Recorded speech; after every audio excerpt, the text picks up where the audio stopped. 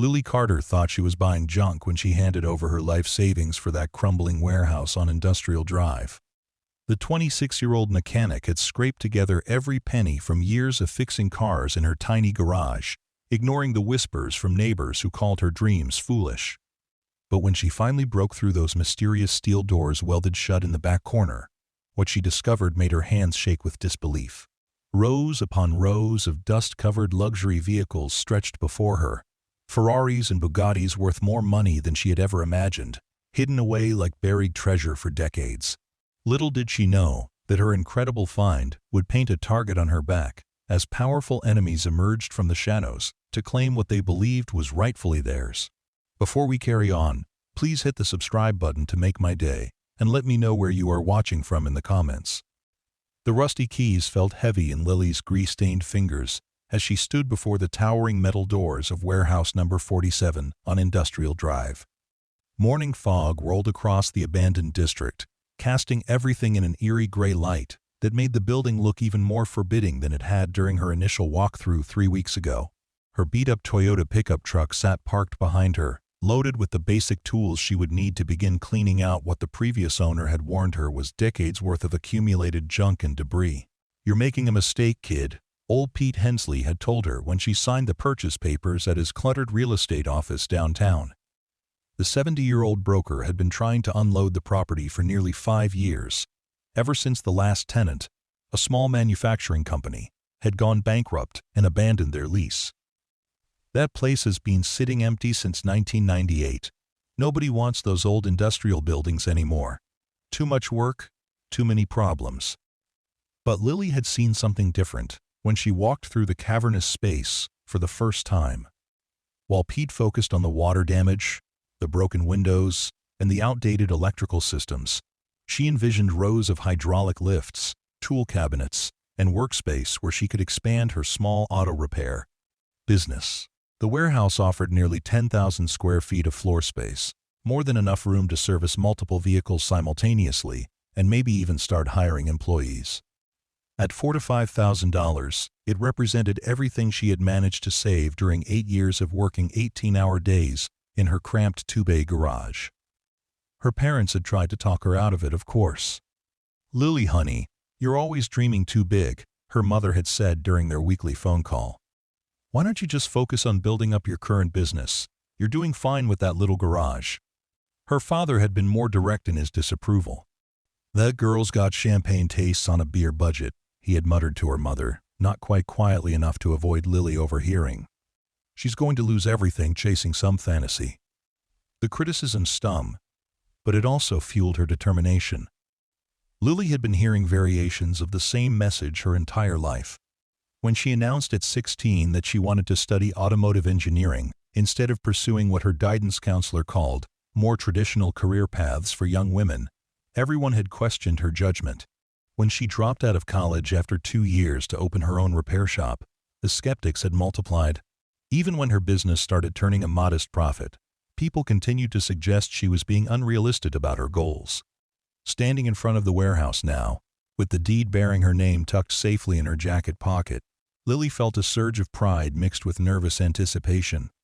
The building might look like a disaster zone, but it represented independence and possibility. No more landlord complaints about oil stains on the concrete floor. No more customers cramped into her tiny waiting area. No more turning away business because she simply didn't have space to accommodate larger repair jobs. The first week of cleanup proved more challenging than Lily had anticipated. Decades of neglect had left the warehouse filled with everything from old machinery parts to cardboard boxes full of moldy paperwork. The previous manufacturing tenant had apparently decided it was cheaper to abandon their inventory and pay to have it properly disposed of. Lily worked methodically through the chaos, sorting items into piles for recycling, donation, or disposal. Much of the debris would need to be hauled away by truck, but she discovered a few valuable pieces of industrial equipment that could either be sold or repurposed for her auto shop. The building's layout gradually revealed itself as she cleared away the clutter. The main floor contained the largest open space, perfect for her envisioned repair bays. A series of smaller rooms along the eastern wall could serve as offices, storage, or customer waiting areas. A narrow staircase led to a second-floor loft that ran along 3 sides of the building, providing additional storage space, or potentially room for expansion if her business grew large enough to justify the renovation costs. But it was the back corner of the main floor that captured Lily's attention most strongly. A section of the warehouse appeared to have been walled off at some point, creating a rectangular enclosure roughly 30 feet wide and 50 feet deep. The walls looked newer than the rest of the building, constructed from heavy steel plates rather than the concrete block used elsewhere. Most intriguingly, the only apparent entrance consisted of a pair of steel doors that had been welded shut, with thick metal plates covering what would normally have been door handles and locks. "What do you suppose is back there?" Lily asked herself aloud, running her hands along the welded seams. The metalwork looked professional but hasty, as if someone had been in a hurry to seal whatever lay beyond those doors.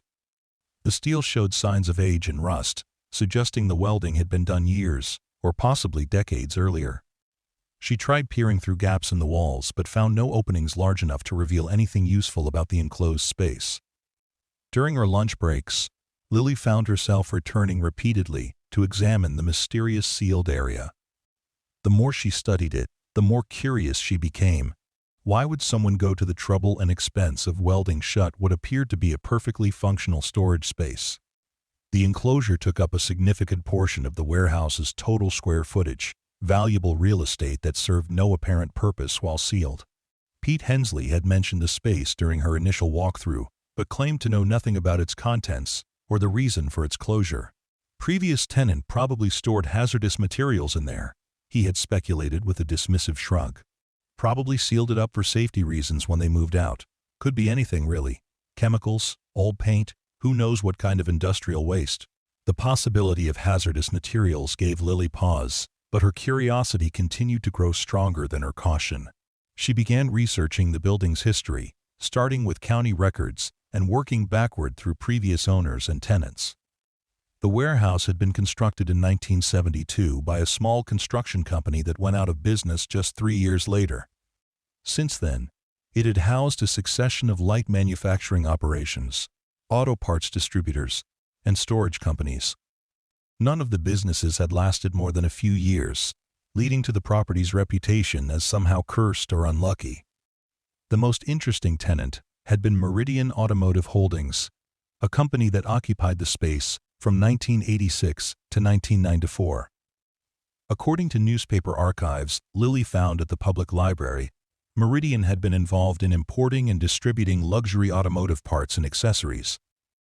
The company had grown rapidly during the late 80s and early 90s, expanding from a small local operation to a regional distributor with clients across the southeastern United States. But Meridian's success story had ended abruptly in 1994, when federal investigators raided their offices as part of a broader investigation into automotive theft and fraud. The news reports from that period painted a picture of a sophisticated operation that allegedly involved stolen vehicles, forged documentation, and money laundering through legitimate business fronts. Several company executives had been arrested, though the cases had apparently been resolved through plea agreements that avoided lengthy trials. Reading about Meridian's downfall, Lily felt a chill of possibility. If the company had been involved in automotive theft, was it possible that evidence or even stolen vehicles themselves might have been hidden in the sealed portion of the warehouse? The timeline certainly fit, with the welded doors potentially dating to the period when Meridian was under federal investigation. She tried to dismiss the theory as overly dramatic, but the idea continued to nag at her as she worked her way through the remaining cleanup tasks. By the end of her second week of cleanup, Lily had cleared enough space to begin planning the layout for her expanded auto shop. She spent hours measuring and sketching, calculating how many hydraulic lifts she could accommodate and where to position tool storage and customer areas. The work was satisfying and forward-looking, helping her visualize the business she hoped to build in the renovated space. But the sealed enclosure in the back corner remained a constant distraction. Every time she walked past it, Lily found herself wondering what lay beyond those welded doors. Her research into Meridian Automotive had turned up additional details about the federal investigation, including references to assets that had never been recovered despite extensive searches. The case files were sealed, but newspaper accounts suggested that investigators had been looking for several $1 million worth of stolen vehicles and parts. On a gray Thursday morning in her third week of ownership, Lily finally decided she had waited long enough. She loaded her cutting torch and safety equipment into her truck and drove to the warehouse with a mixture of excitement and apprehension. If hazardous materials were stored behind those doors, she would seal them back up immediately and contact appropriate authorities. But if the space contained something less dangerous, perhaps even something valuable, she wanted to know about it. The welded seams proved more challenging to cut than Lily had anticipated. Whoever had done the work had used thick steel and multiple layers of welding, creating barriers that took nearly 2 hours to breach with her cutting torch. The repetitive work gave her plenty of time to second-guess her decision, but curiosity ultimately won out over caution. When she finally cut through the last weld and pried open the heavy steel doors, the musty smell of long enclosed air rushed out to greet her. Lily's flashlight beam swept across a space that took her breath away. The enclosure contained not hazardous waste or abandoned machinery, but vehicles.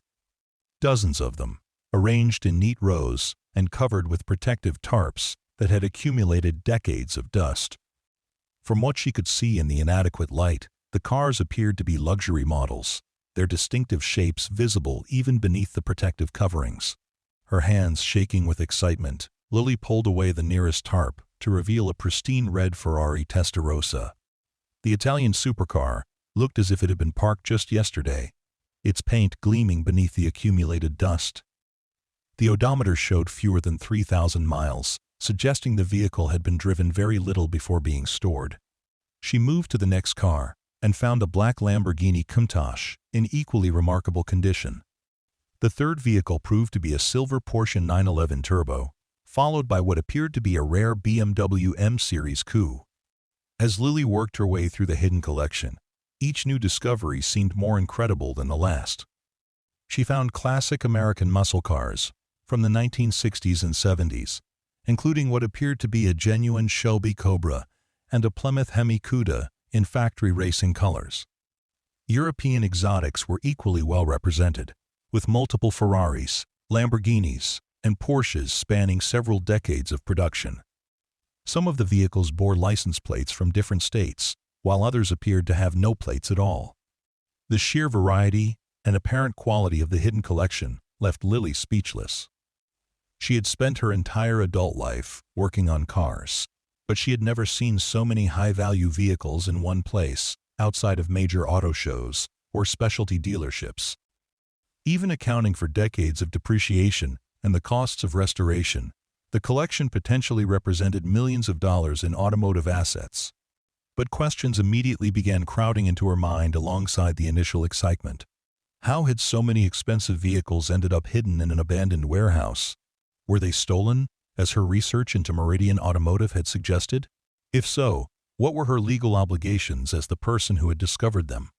And perhaps most importantly, who else might know about the collection and come looking for it? Lily spent the rest of the day documenting her discovery, photographing each vehicle, and recording visible identification numbers. She counted 47 cars in total, ranging from relatively common sports cars to what appeared to be genuinely rare collector vehicles. Several of the cars bore dealer tags or temporary registrations, rather than permanent license plates, suggesting they might have been stolen from dealerships or during transport. Others showed signs of modification, with altered identification numbers or unusual paint schemes that might indicate efforts to disguise their origins. As afternoon faded toward evening, Lily finally forced herself to leave the warehouse and drive home to her small apartment above her original garage. She needed time to think about her options and research the legal implications of her discovery. Finding potentially stolen vehicles was one thing, but keeping them or selling them without proper legal clearance could land her in serious trouble with both law enforcement and the vehicle's rightful owners. That night, Lily lay awake staring at the ceiling and trying to process what she had stumbled into. Part of her wanted to contact police immediately and turn the entire collection over to authorities. That would be the safe, responsible course of action, protecting her from any legal complications while ensuring the vehicles were returned to their proper owners if possible. But another part of her wondered whether the cars might represent a legitimate opportunity for financial gain, especially if their original owners could not be located, or if sufficient time had passed to effect legal claims. She spent the following morning researching abandoned property laws and statutes of limitations on theft charges. The legal landscape proved more complex than she had hoped, with different rules applying depending on the circumstances of the original theft, the intentions of current possessors, and the efforts made to locate rightful owners. Some states had specific provisions for vehicles found on property purchased in good faith, while others maintained that stolen property could never legally belong to subsequent finders, regardless of the circumstances. The research also revealed that many of the vehicles in the hidden collection likely fell into categories that made them especially valuable to collectors. Several appeared to be limited production models or special editions that had appreciated significantly since their original manufacture. Others might qualify as classics or antiques, depending on their age and rarity. Even vehicles that had been damaged or modified could potentially be worth substantial sums if they contained original parts or could be authentically restored. Lily realized she needed professional advice, both legal and automotive, before making any decisions about the collection. She started by contacting Maria Rodriguez, an attorney who had helped her with the warehouse purchase and other business matters. Maria specialized in real estate and business law rather than criminal defense, but she had connections throughout the legal community and a reputation for practical, honest advice. "This is definitely outside my area of expertise," Maria admitted when Lily explained the situation during a phone call. "But my first instinct is that you need to be very careful here. Even if these cars were abandoned decades ago, someone, somewhere, might still have legitimate claims to them. You don't want to end up facing charges for receiving stolen property or interfering with a criminal investigation." End quote. Maria recommended that Lily contact both the state police and the FBI field office that had handled the original Meridian Automotive investigation. While such reporting might complicate her situation in the short term, it would demonstrate good faith cooperation and protect her from accusations of trying to profit from potentially criminal activity. She also suggested bringing in an automotive appraiser to evaluate the collection, both to establish its total value and to help identify specific vehicles that might be traceable to their original owners. The prospect of involving law enforcement made Lily nervous, but she recognized the wisdom of Maria's advice. She had worked too hard building her reputation and business to risk everything by making poor decisions about the vehicle collection. Better to be overcautious and potentially lose out on the financial opportunity than to face criminal charges or civil lawsuits down the road. Before contacting authorities, however, Lily decided to bring in the automotive expert Maria had recommended. Jake Patterson ran a classic car restoration business across town and had built a reputation as one of the region's most knowledgeable appraisers of vintage and exotic vehicles. He agreed to visit the warehouse the following weekend to examine the collection and provide preliminary assessments of its value and significance. Jake's reaction to the hidden cars proved even more dramatic than Lily's had been. The 60-year-old appraiser had been in the automotive business for more than 4 decades, but he whistled softly as he examined vehicle after vehicle, occasionally stopping to take detailed photographs or make notes on particularly significant examples. "I've never seen anything like this," he told Lily, as they worked their way through the collection. "Some of these cars are museum pieces. That Shelby Cobra over there, if it's authentic, could be worth close to $2 million by itself. And this Ferrari Daytona, these were only made for a few years in the early 70s. Even in rough condition, it would bring serious money at auction." Jake's expertise allowed him to identify several vehicles that were especially rare or valuable. A 1967 Corvette Light 8 convertible appeared to be one of only 20 built with that specific engine and options combination. A BMW M1 Coupe represented one of the most sought-after European sports cars of the 1970s. Several of the newer vehicles, including multiple Ferrari models from the 80s and 90s, had appreciated dramatically as collectors began recognizing their significance. Conservatively, and I mean very conservatively, you're looking at $15 to $20 million worth of automobiles, Jake concluded after completing his initial survey. Some of these cars have probably doubled or tripled in value since they were stored here. If they could be legally sold, they would represent more money than most people see in several lifetimes. The staggering valuation left Lily feeling simultaneously excited and overwhelmed. $20 million represented more wealth than she had ever imagined possessing, enough to transform not just her business, but her entire life. She could expand her auto shop into a full-service restoration facility, purchase the best equipment available, and hire skilled technicians to help handle increased volume. She could buy a real home instead of living in the cramped apartment above her garage.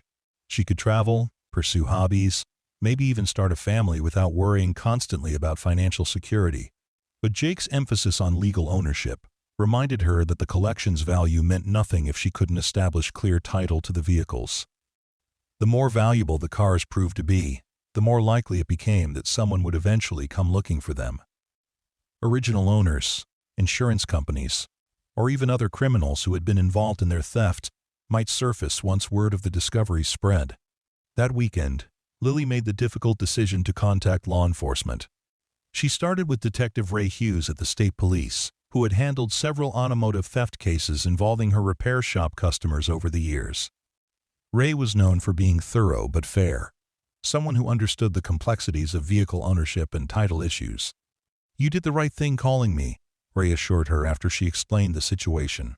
"These kinds of discoveries can get complicated fast, especially when there's serious money involved.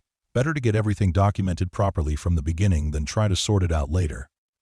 Ray visited the warehouse 2 days later, accompanied by a federal agent named Jennifer Park, who specialized in recovering stolen vehicles and investigating automotive fraud.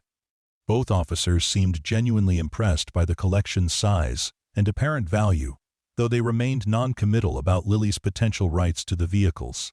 "We'll need to run the identification numbers through our databases," Agent Park explained, as they documented each vehicle. "Some of these cars might still be listed as stolen, while others could have been recovered by insurance companies years ago. The legal status is going to depend on a lot of factors we won't understand until we complete this." Our investigation. The law enforcement investigation took nearly 3 weeks, during which Lily found herself unable to focus on much else.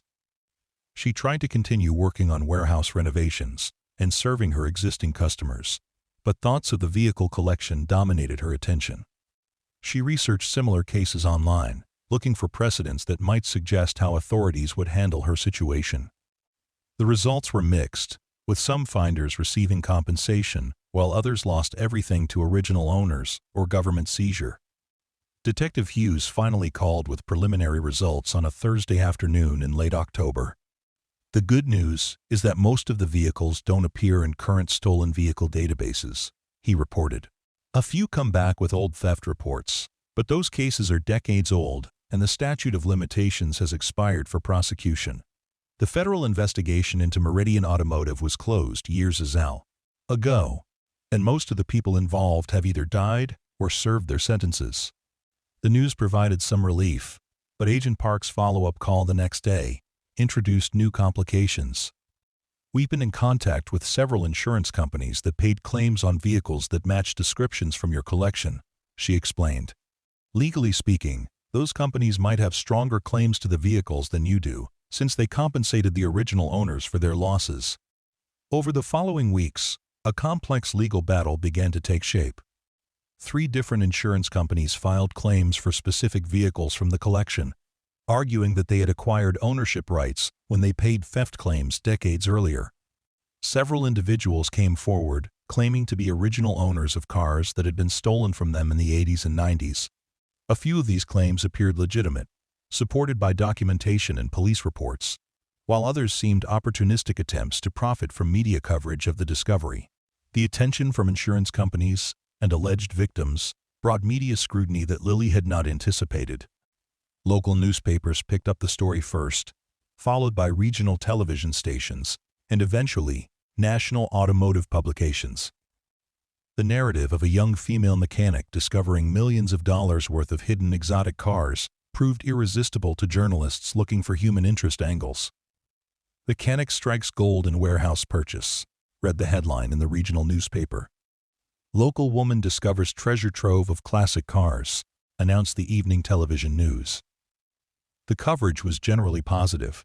portraying Lily as a hard-working entrepreneur who had stumbled into an incredible situation through her own initiative and investment.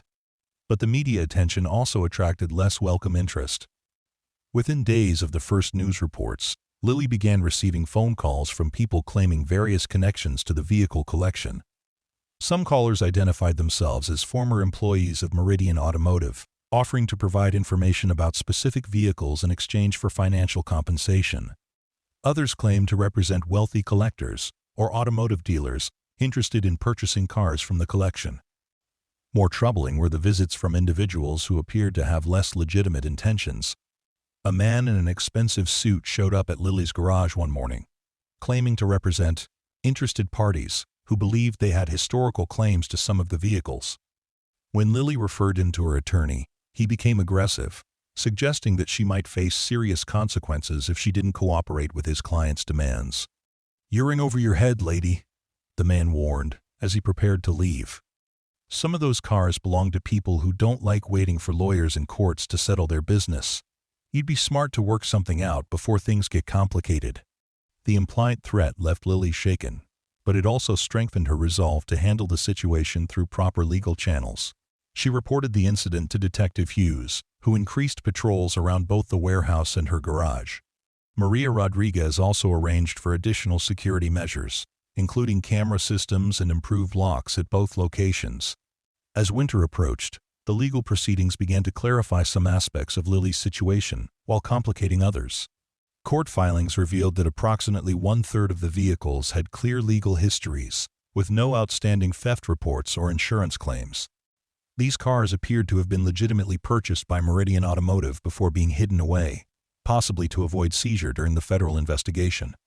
Another third of the collection remained in legal limbo, with various parties claiming ownership but lacking definitive documentation. These vehicles would likely require individual court proceedings to resolve their status, a process that could take years and cost substantial legal fees regardless of the ultimate outcomes. The final third of the collection faced the strongest challenges to Lily's ownership. These vehicles had clear histories of theft, with valid insurance claims and identifiable victims or their heirs. While statute of limitations issues prevented criminal prosecution for the original thefts, civil claims for return of the vehicles remained viable under state property laws. Jake Patterson's updated appraisal, conducted after the legal investigation had identified specific vehicles, valued Lily's potential legitimate holdings at between $4 and $6 million. While substantially less than the collection's total value, it still represented a life-changing sum of money if the legal proceedings resolved in her favor. "Even in the worst-case scenario, you should end up with something significant," Maria assured her during one of their regular strategy meetings. "The key is being patient and letting the legal process work. Rushing into settlements or making deals with questionable characters will only hurt your position in the long run." The patience Maria recommended proved difficult to maintain as months passed and legal bills accumulated. Lily found herself borrowing money to cover attorney fees and court costs, gambling that her eventual settlement would be sufficient to repay the debts and still provide financial security. The stress began affecting her health and her primary business, as she struggled to focus on routine automotive repairs while managing the complex legal situation. But persistence gradually began paying dividends. One by one, insurance companies reached settlements that allowed Lily to retain ownership of vehicles in exchange for sharing proceeds from their eventual sale. Several individuals claiming to be original owners failed to produce adequate documentation, leaving their claims vulnerable to dismissal. Most significantly, a federal judge ruled that Lily's good faith purchase of the warehouse property gave her presumptive rights to any contents that had been abandoned by previous tenants. By the following spring, Lily had established clear title to 23 vehicles from the original collection. While fewer than half of the total, they represented some of the most valuable and historically significant cars, including the Shelby Cobra, several rare Ferraris, and multiple American muscle cars. Jake Patterson's appraisal of her confirmed holdings exceeded $4.2 million, enough to transform her modest auto repair business into one of the region's premier restoration facilities.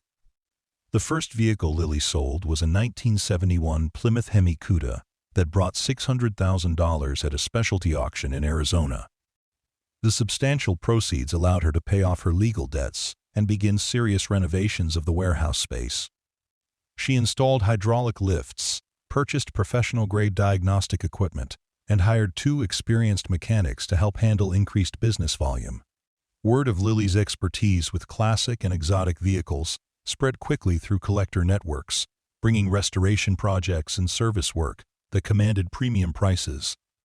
Wealthy clients began shipping cars from hundreds of miles away, drawn by her growing reputation for quality workmanship and honest dealing. The combination of restoration income and occasional vehicle sales from her collection provided financial security she had never imagined possible. But success also brought new challenges and responsibilities. Managing a larger business required skills Lily had never needed as a solo operator, from employee relations to complex project scheduling. The valuable vehicle collection demanded specialized storage and security measures, including climate control systems and round-the-clock monitoring. Insurance costs alone exceeded her previous annual income from the small garage operation. More troubling were the continued approaches from individuals interested in acquiring vehicles from her collection through less conventional means. Despite improved security measures, Lily received regular offers to purchase cars at below-market prices, often accompanied by suggestions that refusing might have negative consequences. Detective Hughes took these reports seriously, but proving criminal intent remained difficult without more direct threats or actions.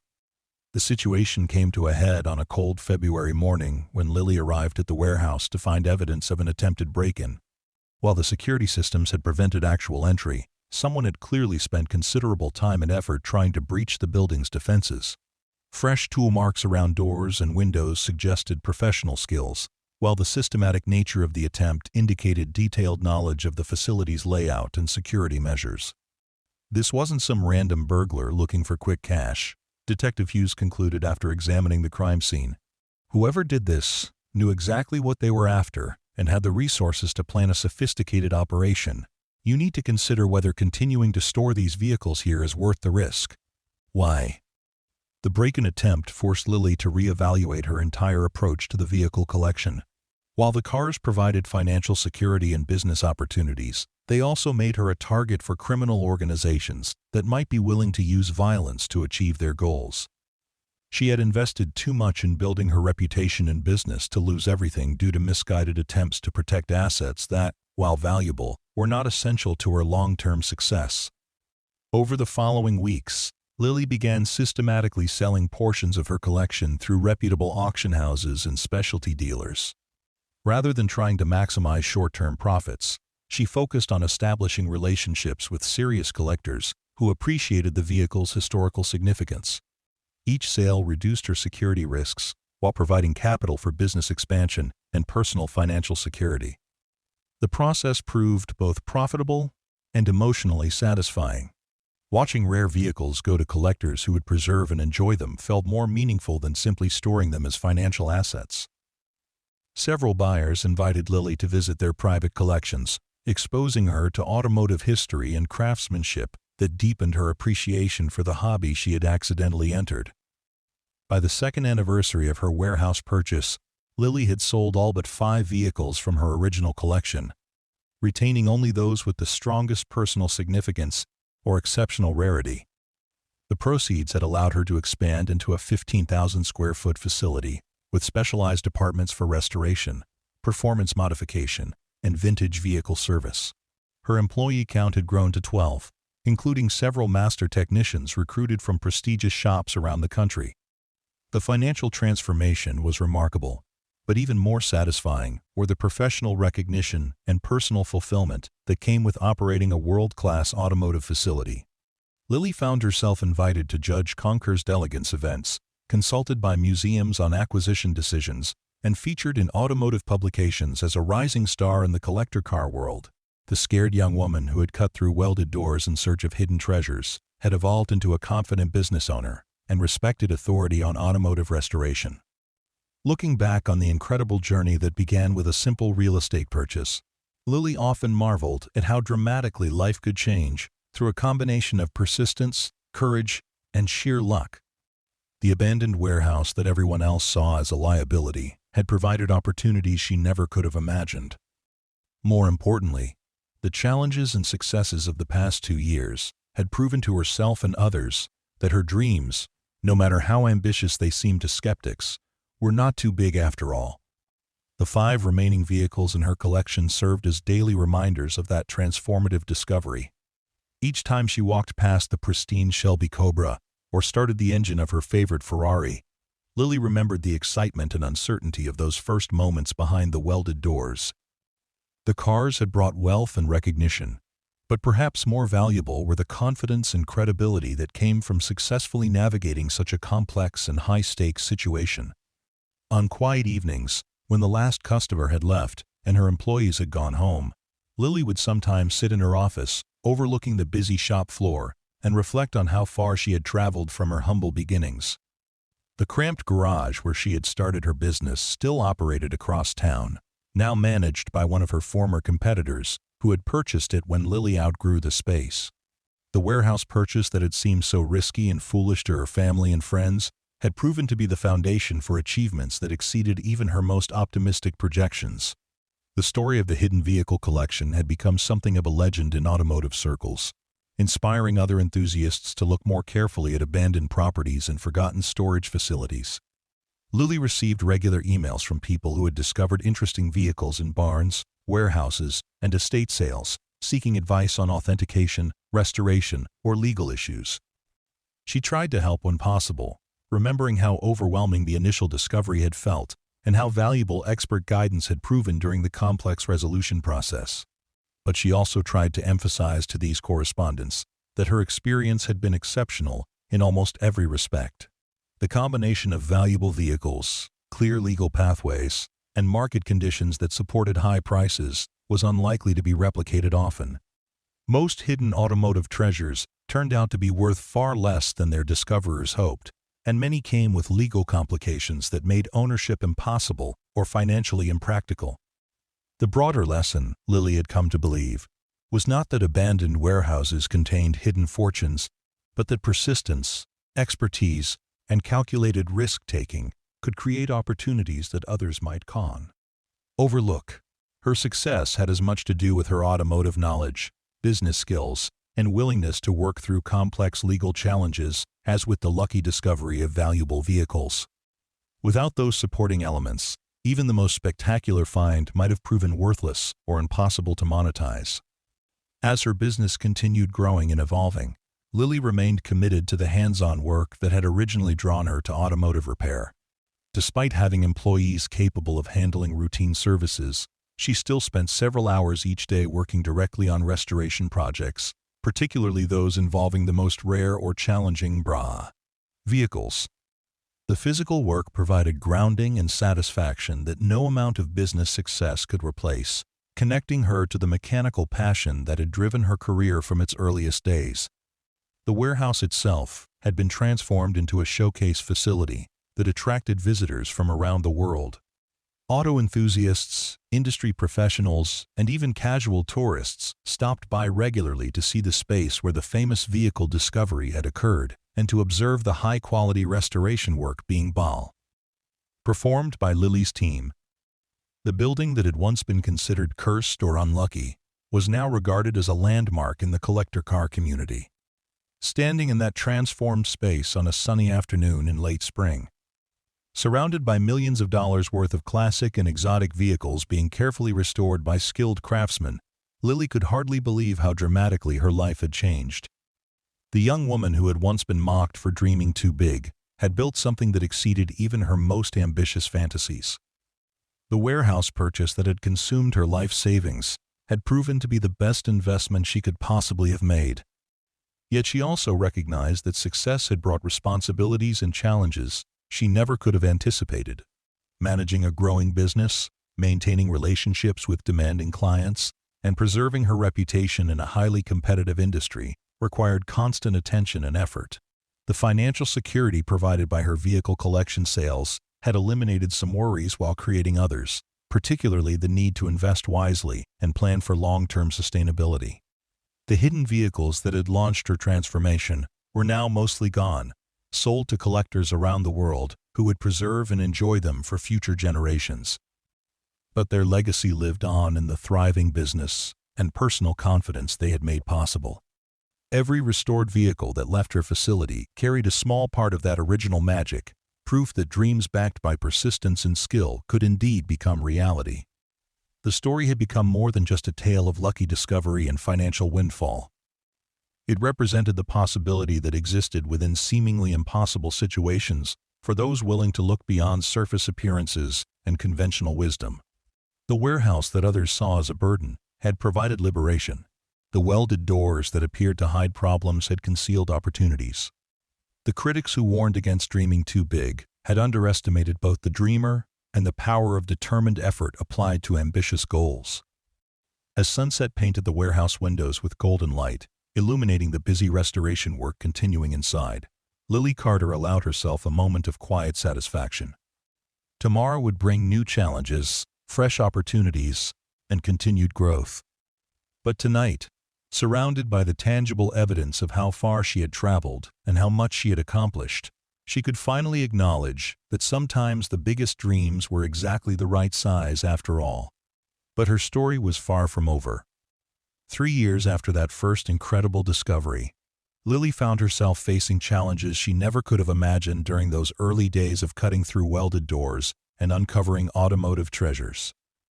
Success, she had learned, created its own unique set of problems and opportunities, each more complex than anything she had encountered as a struggling small business owner.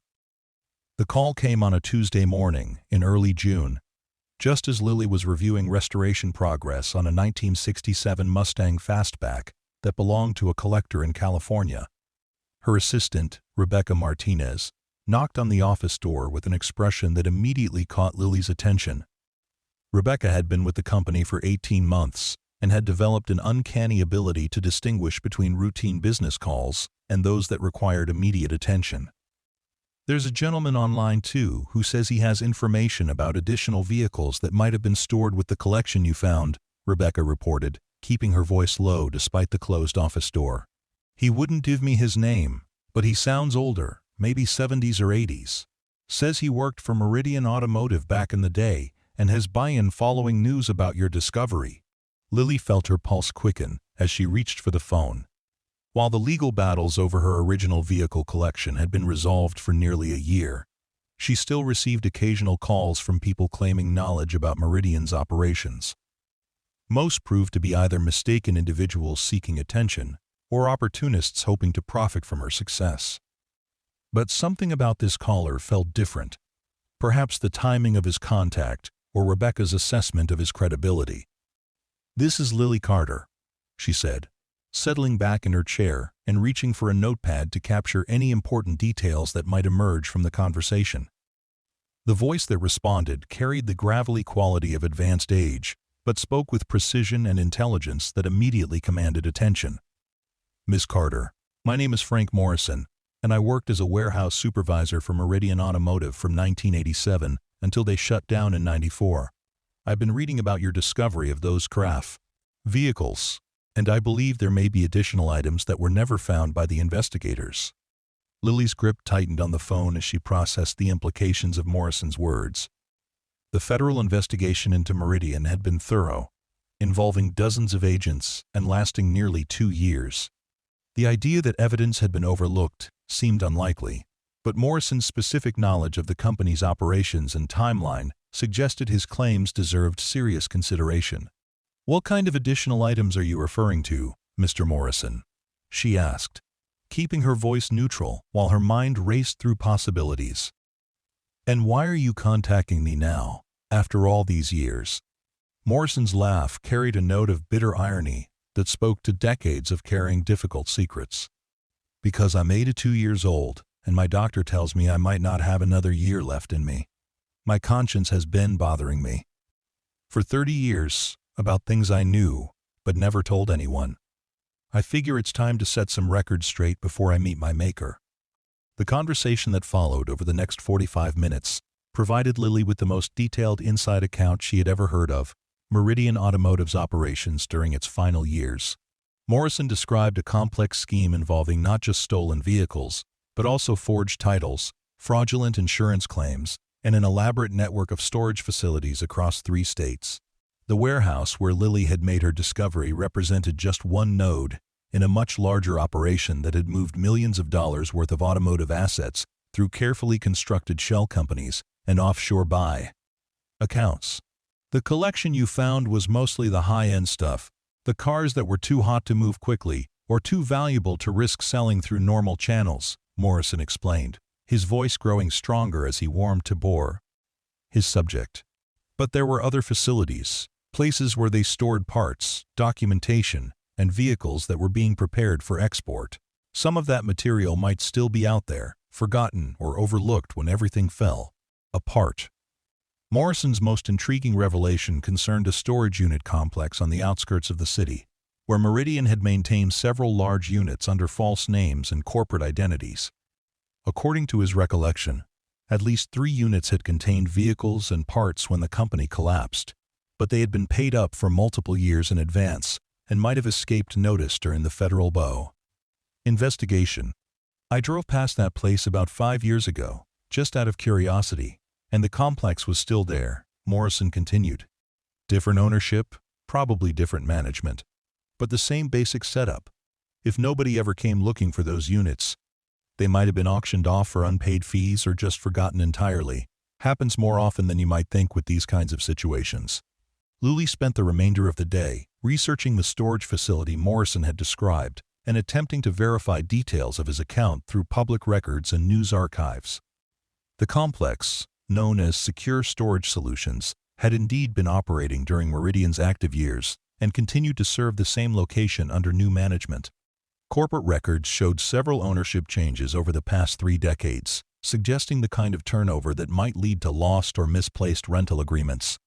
More encouraging was her discovery of newspaper articles from the mid-90s that corroborated Morrison's description of Meridian's multi-location operations. Federal investigators had acknowledged at the time that they were still searching for additional assets and storage sites, and several raids on suspected facilities had yielded no evidence. It was entirely possible that some locations had been missed, or that evidence had been moved before investigators arrived. The prospect of additional discoveries rekindled the excitement Lily remembered from those first days of exploring her warehouse find, but it also brought back memories of the stress and complications that had followed. The legal battles, security concerns, and media attention had consumed nearly 2 years of her life and created enemies she was still working to avoid. Any new discovery would likely trigger similar challenges, potentially jeopardizing the stability and success she had worked so hard to achieve. Yet the opportunity proved impossible to ignore. If Morrison's information was accurate, and if the storage units did contain additional Meridian assets, the discovery could provide not just financial benefits, but also historical closure to one of the ISE region's most notorious automotive fraud cases. The journalist in her appreciated the narrative symmetry, while the businesswoman recognized the potential for expanding her collection and enhancing her reputation in collector car circles. After consulting with Maria Rodriguez and receiving cautious encouragement to pursue the lead while taking appropriate precautions, Lily arranged to meet with the current management of Secure Storage Solutions.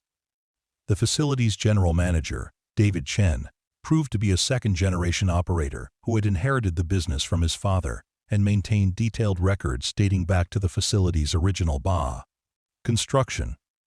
"We do have several units that have been abandoned for decades," Chen confirmed during their meeting in his cluttered office overlooking the storage complex. "Company policy is to auction off contents after 3 years of non-payment, but there were some legal complications back in the 90s that prevented us from clearing certain units. Something about federal investigations and court orders that froze access to specific properties." Chen's records showed that 3 large storage units, each measuring 20 feet by 40 feet, had been rented in 1991 under the name Coastal Automotive Services, a company that no longer existed in any legal form. The units had been paid through 1994, but subsequent legal holds had prevented their auction or clearance. Recent changes in state laws regarding abandoned property had finally cleared the way for the facility to dispose of the contents, though no action had yet been taken. "Honestly, we've been putting off dealing with those units because nobody knows what might be in them," Chen admitted. "Could be valuable stuff, could be hazardous waste, could be nothing but trash. The legal fees for proper disposal could end up costing more than any potential recovery, so they've just been sitting there gathering dust. Lily negotiated an arrangement that allowed her to inspect the unit's contents in exchange for assuming responsibility for their proper disposal, regardless of what she might find. The agreement protected Chen from liability, while giving her access to investigate Morrison's claims without committing to purchase anything sight unseen. Both parties recognized the arrangement's mutual benefits, though Chen clearly hoped she would discover something valuable enough to justify the decades of unpaid storage fees. The inspection was scheduled for the following Saturday morning, giving Lily time to assemble a small team and prepare for another potentially life-changing discovery. She recruited Jake Patterson for his automotive expertise, brought in a professional photographer to document anything significant, and arranged for Maria Rodriguez to observe the process and ensure proper bay. Legal protocols were followed. The lessons learned from her warehouse discovery had taught her the importance of thorough documentation and legal protection from the earliest stages of any investigation. Saturday dawned gray and humid, with heavy clouds suggesting afternoon thunderstorms that might complicate outdoor work. The storage facility occupied nearly 10 acres of former farmland, with long rows of metal buildings containing hundreds of individual units in various sizes. The 3 units of interest were located in the facility's oldest section, their roll-up doors showing decades of weather damage and neglect that spoke to their abandoned status. Chen provided bolt cutters to remove the locks that had secured the units since their legal holds were established, and Lily felt a familiar surge of anticipation as she approached the first door. The process of raising the metal barrier revealed a space-packed floor-to-ceiling with covered shapes that immediately suggested automotive content. Tarps and canvas covers protected numerous objects of various sizes, while the familiar smell of old motor oil and rubber confirmed that vehicles or automotive components were present in significant quantities. The first unit yielded a treasure trove of classic American muscle car parts, including complete engines, transmissions, and body panels that appeared to represent multiple vehicle restoration projects. Jake's expertise allowed him to identify components from high-performance models, including the Chevrolet Camaro Z28, Ford Mustang Boss 429, and Plymouth Roadrunner. Many of the parts showed signs of professional rebuilding or modification, suggesting they had been prepared for sale to serious collectors or restoration specialists.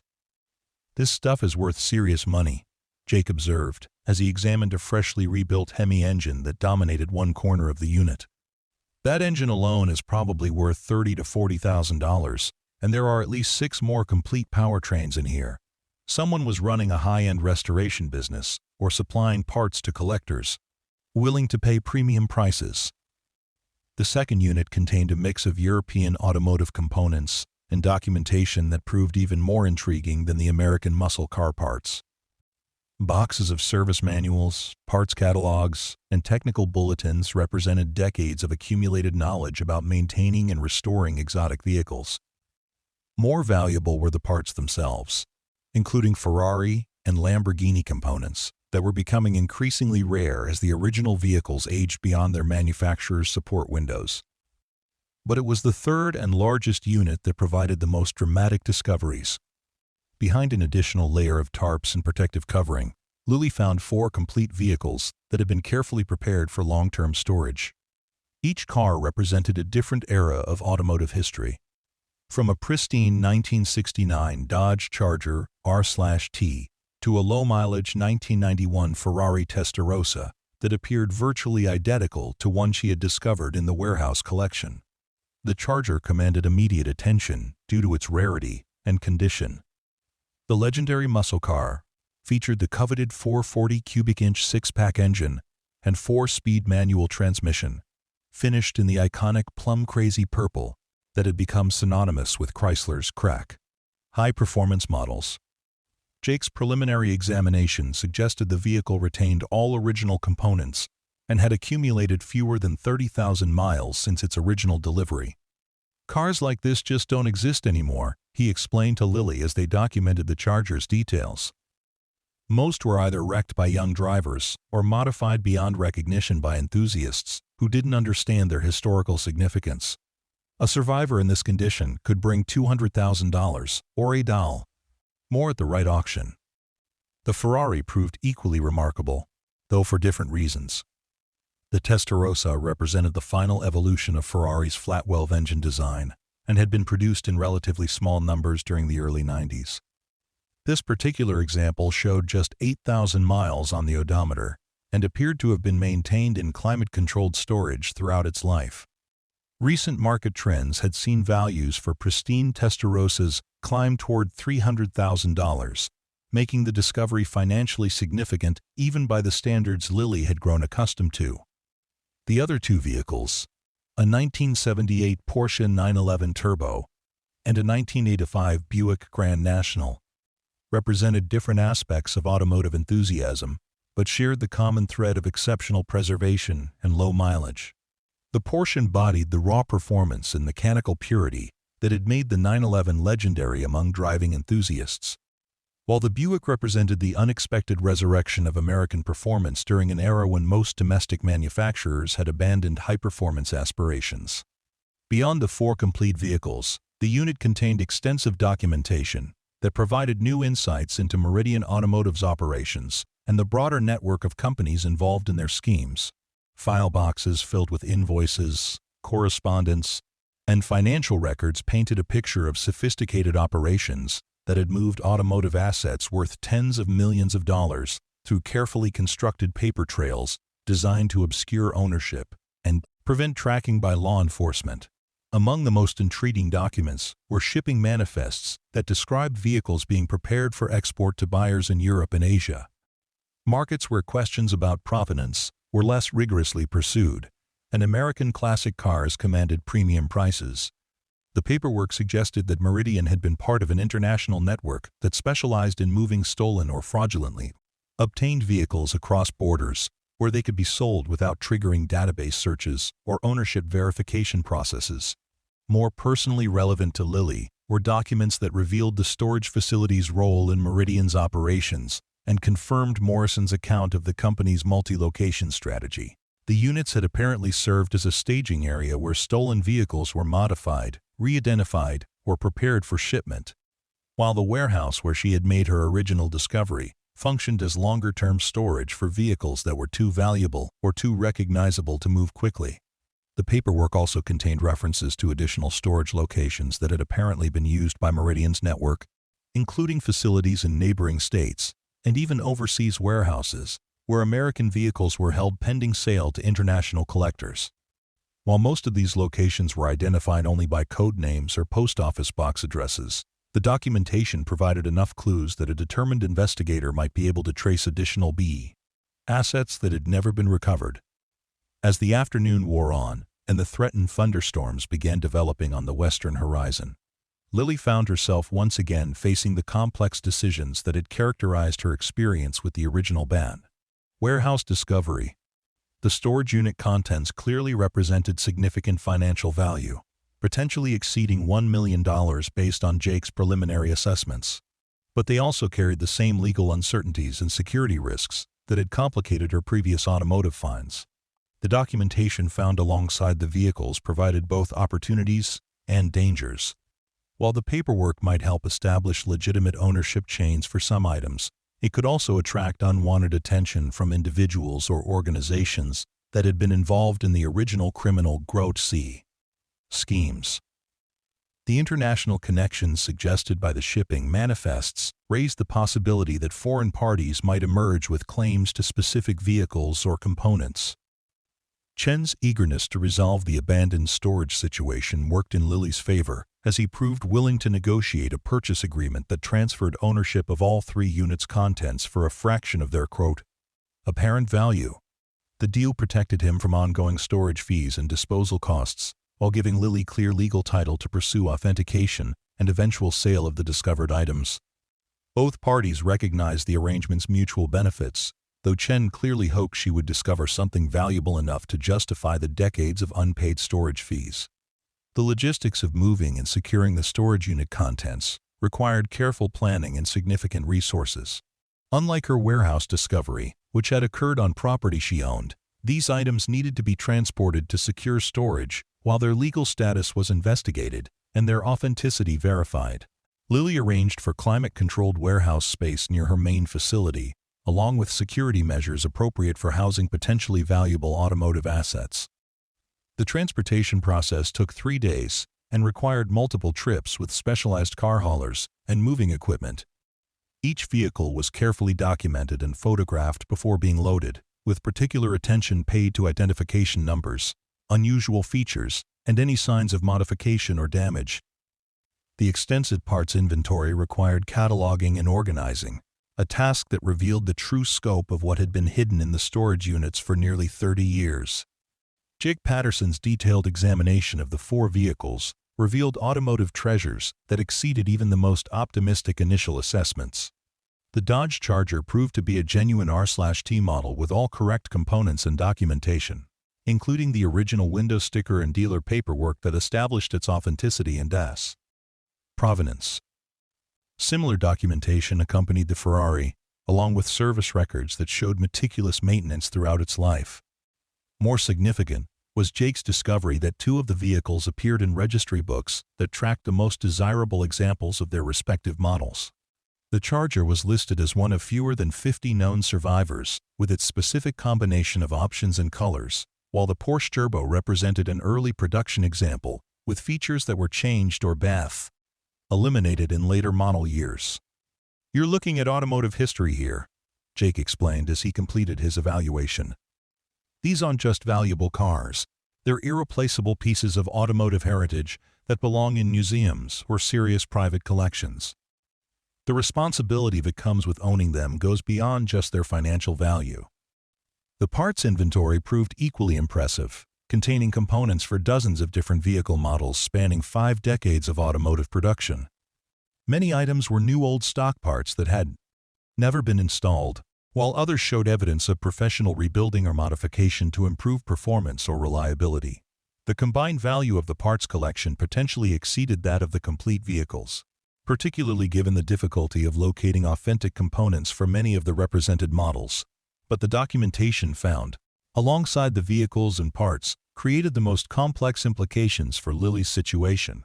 The paperwork revealed not just Meridian's operations, but connections to other companies and individuals who might have ongoing interests in recovering assets they considered rightfully theirs. Some names appearing in the documents belonged to people who had been convicted in the original federal investigation, while others seemed to represent parties who had avoided prosecution despite apparent involvement in questionable activities. Maria Rodriguez's review of the legal implications confirmed Lilly's growing understanding that the storage unit discovery would likely trigger another round of complex proceedings similar to those that had followed her warehouse find. While the passage of additional years had strengthened her position under abandoned property statutes, the international connections suggested by the documentation could complicate ownership claims and potentially involve federal agencies with broader investigative mandates. The good news is that you've established a track record of handling these situations responsibly and cooperating with law enforcement, Maria observed during one of their strategy sessions. That credibility should help if questions arise about your intentions or methods. But you should be prepared for this to take even longer than the warehouse collection, given the additional complexity of the international elements. The complexity Maria referenced became apparent within weeks of the storage unit discovery becoming public knowledge. News of the find spread quickly through automotive media and collector networks, generating renewed interest in the broader Meridian case and speculation about additional undiscovered assets. Several investigative journalists began researching connections between Lilly's discoveries and unsolved automotive theft cases from the 80s and 90s, creating media attention that attracted both welcome and unwelcome interest. Among the most significant responses came from Victor Castellanos, a private investigator who had been involved in the original Meridian investigation and claimed to represent clients with legitimate interests in recovering assets from the company's criminal schemes. Castellanos contacted Lilly directly, requesting a meeting to discuss what he described as mutually beneficial arrangements for resolving ownership questions without lengthy legal proceedings. "My clients understand that you've invested significant time and money in securing and preserving these materials," Castellanos explained during their initial phone conversation. "They're prepared to discuss compensation arrangements that would recognize your efforts while ensuring that rightfully owned property is returned to its legitimate owners." The conversation made Lily distinctly uncomfortable, both because of Castellano's vague references to unnamed clients and because of his assumption that the discovered items belonged to parties other than herself. Her experience with the warehouse collection had taught her to be suspicious of individuals who claimed to represent anonymous interested parties, particularly when they suggested that cooperation might be preferable to formal legal proceedings. Detective Hughes' background check on Castellanos revealed a history of involvement in automotive recovery cases, but also several complaints alleging aggressive tactics and questionable methods. While no criminal charges had ever been filed, the pattern of complaints suggested that Castellanos' approach to asset recovery sometimes pushed ethical and legal boundaries in ways that made law enforcement officials uncomfortable. "I'd be very careful about any deals with this guy," Hughes advised during their meeting at the police station. "His track record suggests he's more interested in quick settlements than proper legal resolution. The clients he claims to represent might not even exist, or they might be people you definitely don't want to get involved with." The warning proved prescient when Lily began receiving visits from individuals who claimed various connections to the storage unit contents. Unlike the earlier situation with her warehouse discovery, where most claimants had pursued legitimate legal channels, several of these new contacts seemed designed to pressure her into private settlements that would avoid official scrutiny. The approaches ranged from barely veiled threats to offers of partnership in selling items through channels that seemed designed to circumvent normal authentication and documentation requirements. Most troubling was a visit from two men who claimed to represent European brawl collectors interested in purchasing specific vehicles from her discovery. The men's knowledge of the Ferrari and Porsche suggested access to detailed information about the storage unit contents, information that should have been available only to law enforcement officials and the small group of people directly involved in the discovery and documentation process. "Those cars were promised to our clients 30 years ago," one of the visitors explained in accented English that suggested Eastern European origins. "Circumstances prevented delivery at the time, but the original agreements remain valid. We are prepared to honor the full purchase price, plus interest and compensation for storage costs."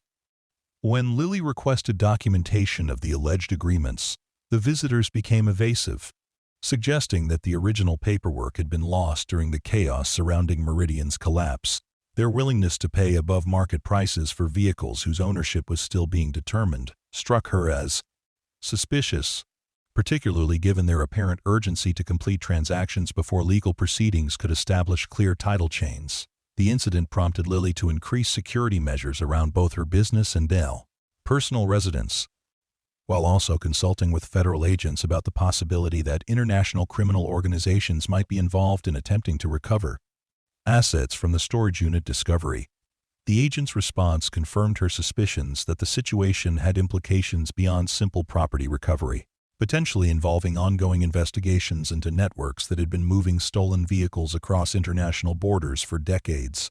Agent Park, who had worked on the original warehouse case, explained that several ongoing investigations involved tracking automotive assets that had disappeared during the 90s and subsequently appeared in European and Asian markets through channels that suggested organized criminal involvement.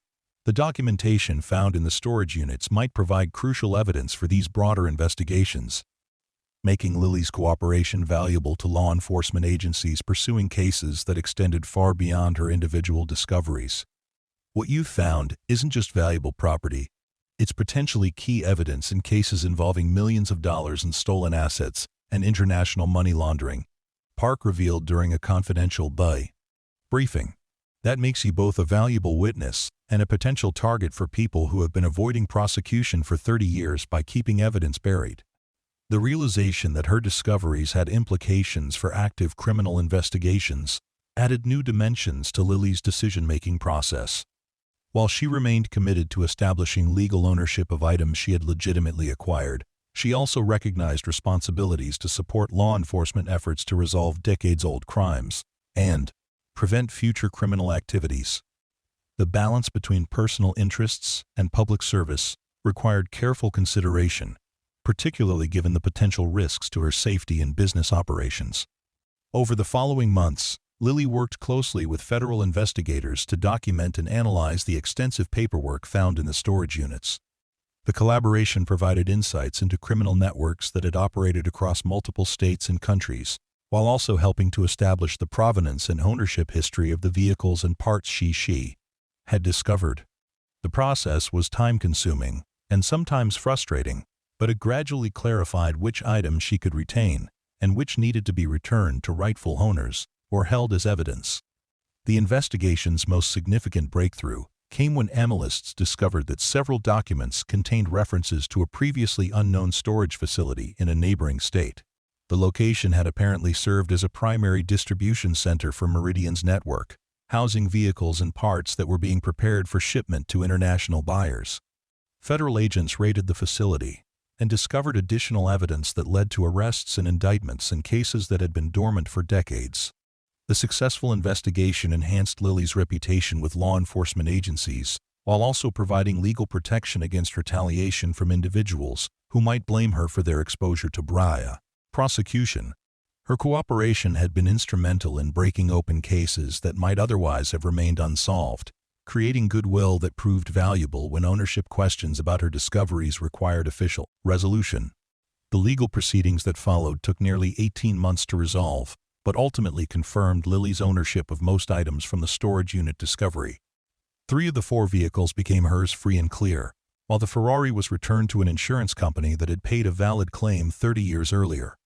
The extensive parts inventory was divided between items she could retain and components that needed to be returned to original owners or held as evidence in ongoing prosecutions. The final resolution left Lily with assets valued at approximately $800,000. A substantial addition to her wealth, but less significant than her original warehouse discovery in both financial and personal terms. More important were the relationships and reputation she had built through handling the complex situation with integrity and cooperation. Her willingness to work with law enforcement and respect legitimate ownership claims had established her as a trusted figure in collector car circles and law enforcement communities alike. As she stood in her expanded warehouse facility on a crisp autumn morning, surrounded by the fruits of nearly 5 years of incredible discoveries and careful business development, Lily reflected on how much her life had changed since that first day when she cut through welded doors in search of hidden treasures. The scared young mechanic who had scraped together her life savings to buy an abandoned warehouse had evolved into a respected businesswoman whose expertise was sought by collectors, law enforcement agencies, and media organizations around the world. The vehicles that remained from both discoveries served as daily reminders of the incredible journey that had transformed not just her financial situation, but her entire understanding of what was possible when persistence and integrity were applied to seemingly impossible challenges. Each car told a story not just of automotive history, but of the complex human dramas that surrounded valuable objects as they moved through legitimate and illegitimate channels over decades of changing ownership and legal status. Her business had grown to employ 23 people and occupied nearly 30,000 square feet of specialized workshop and storage space, making it one of the region's largest independent automotive restoration facilities. The clientele included collectors from around the world who shipped vehicles hundreds or thousands of miles to benefit from her team's expertise and reputation for authentic, high-quality work. Revenue exceeded $2 million annually, providing financial security that allowed Lily to pursue projects based on their historical significance rather than just their profitability. But perhaps most satisfying was the recognition that her success had been built on principles that remained unchanged from her earliest days as a struggling independent mechanic. Hard work, honest dealing, and commitment to quality had proven more valuable than luck or spectacular discoveries in creating sustainable prosperity. The hidden vehicles that had launched her transformation were important, primarily because they had provided resources and credibility that allowed those fundamental principles to operate on a much larger scale. The lessons learned through navigating complex legal and security challenges had also prepared her for leadership roles in professional organizations and community groups focused on automotive preservation and education. She served on the board of directors for a nonprofit organization that provided scholarships for women entering automotive careers, and regularly spoke at industry conferences about the importance of proper documentation and legal compliance in collector car transactions. Looking toward the future, Lily saw opportunities for continued growth and evolution that built on the foundation of expertise and reputation she had developed over the past 5 years. Plans were underway for a restoration training program that would help address the industry's shortage of skilled craftsmen, while also preserving traditional techniques that were being lost as older mechanics retired.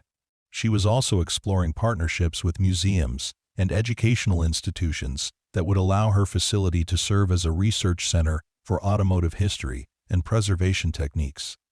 The warehouse that had once seemed like such a risky investment now anchored a thriving enterprise that provided meaningful work for nearly 24 employees and preserved automotive heritage for future generations. The building's transformation from abandoned eyesore to showcase facility symbolized the broader changes in Lily's life and career, proof that vision and determination could indeed create opportunities that skeptics deemed impossible. On quiet evenings, when the day's work was complete, and she walked through the facility checking on restoration projects and planning the next day's activities, Lily often paused to appreciate the remarkable journey that had brought her to this point. The hidden doors that had concealed automotive treasures had also opened pathways to achievements that exceeded even her most ambitious early dreams. The critics who had once warned about dreaming too big had been proven wrong not just by the spectacular discoveries, but by the sustained success that had followed from applying those dreams to the hard work of building something lasting and meaningful. The story of the mechanic girl who bought an abandoned warehouse and found fortune behind welded doors had become legend in automotive circles, inspiring countless others to look beyond surface appearances and conventional wisdom in pursuit of their own dreams. But for Lily Carter, standing in the transformed space where it all began, the real treasure had always been the confirmation that determination, integrity, and skill could overcome any obstacle and create possibilities that seemed impossible to those who lacked the courage to pursue them.